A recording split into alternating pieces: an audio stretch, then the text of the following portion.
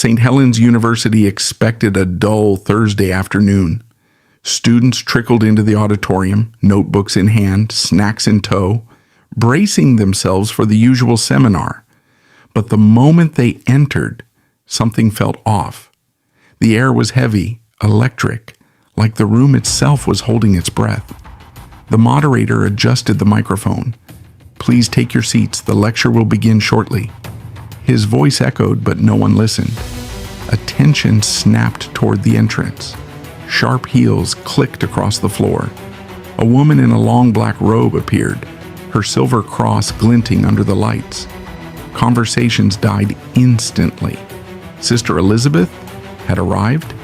Feared, strict, and notoriously anti-Islamic, she was known for crushing opponents in debates. But today her expression carried something new: cold, determined, unyielding. She stepped onto the stage without greeting anyone. No smile, no warmth, just silence that made the room shiver. Then, unexpectedly, she placed a Quran on the podium. Gasps erupted as she tore a page.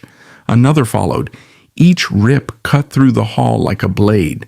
She thundered, "Where are the Muslims who claim this book is from God? Come forward. Defend it if you dare." Students shifted nervously. No one moved. A mocking smile curled on Elizabeth's lips. "Not one of you will speak. I declare your book empty and your prophet powerless." Suddenly, a chair scraped. A young woman rose from the center. Her white hijab caught the light, forming a halo around her calm face.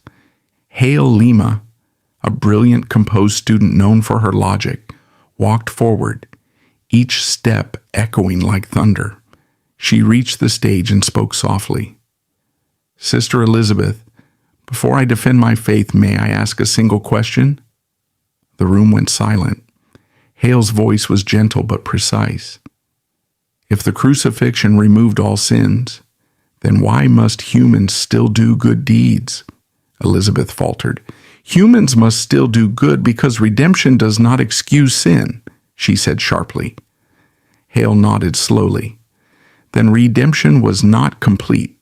Salvation requires human effort. And before Jesus, who cleansed humanity's sins?" Elizabeth's voice quivered. "God forgave them out of love." Hale's calm voice cut through the tension. "Then the crucifixion was not necessary. God could forgive any time. Why require the suffering of an innocent man?" Whispers spread across the hall. Even Christian students looked uneasy. Elizabeth tried to regain control. "Enough questions. You claim Jesus is not God. Prove it." Hale did not flinch. "If Jesus were God, whom did he pray to? Why say my God and your God?" Her words struck deeper than any raised voice. The audience leaned forward, sensing the shift. Elizabeth snatched prepared papers, her hands shaking.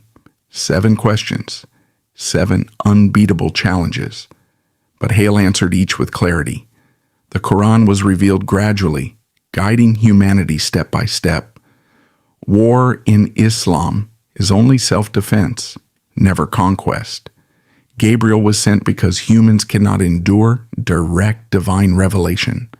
Prophet Muhammad was illiterate, yet produced a book unmatched in language and knowledge. Scientific facts in the Quran, like the Big Bang and water in humans, were revealed centuries before discovery.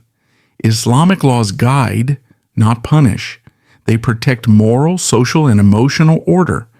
Prophets came in stages, sent according to humanity's readiness.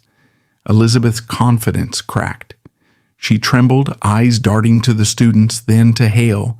Each answer dismantled her fortress of certainty. The questions no longer felt like weapons. They were ashes. She tried one last attack. "Then prove the Quran is from God. Show me something no human could produce." Hale's calm voice sliced through the tension. She cited embryology, the expanding universe, and deep-sea mysteries, knowledge unknown to humans at the time. Elizabeth staggered. Hale continued gently, "Sister, You reject Islam not because you studied it, but because you never understood it. Something inside Elizabeth broke. Her arrogance and hatred melted into tears. I never thought, she whispered. A chair scraped. Professor Martin, a seasoned Christian scholar, stood. Your answers may have shaken a student, but not a scholar, he said. Hale interrupted softly. She is not overwhelmed, Professor. She is awakening.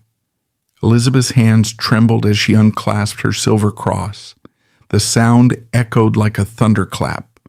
I cannot deny what I have heard. Everything I believed about Islam came from ignorance and fear, not knowledge. Hale gently whispered the Shahada into her ear.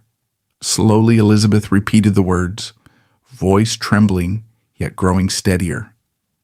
I bear witness that there is no God but Allah, and Muhammad is his messenger.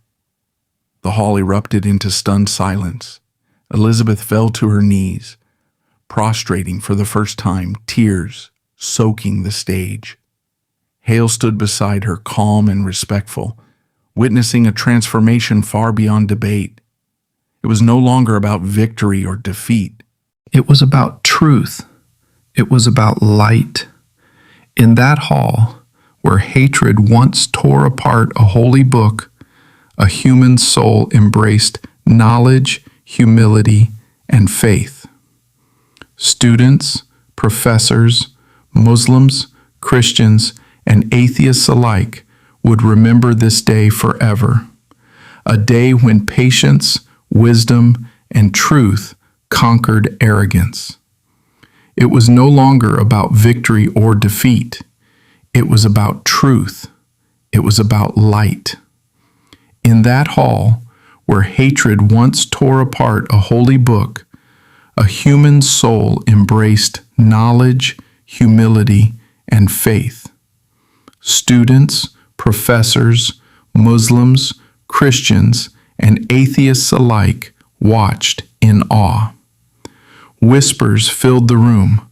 Phones came out. Eyes widened. Hearts stirred. For some, it was a lesson in patience. For others, a reminder that arrogance can crumble before wisdom. And for all, it was unforgettable, the moment a mind opened, a heart softened, and a life transformed. The story of Hale and Sister Elizabeth would be told for years to come. The day courage met knowledge, the day truth spoke louder than fear, the day faith turned into a beacon of light that no one could ignore. Even long after the auditorium emptied, the echoes of that moment lingered, proof that understanding, patience, and calm conviction can change the world, one soul at a time.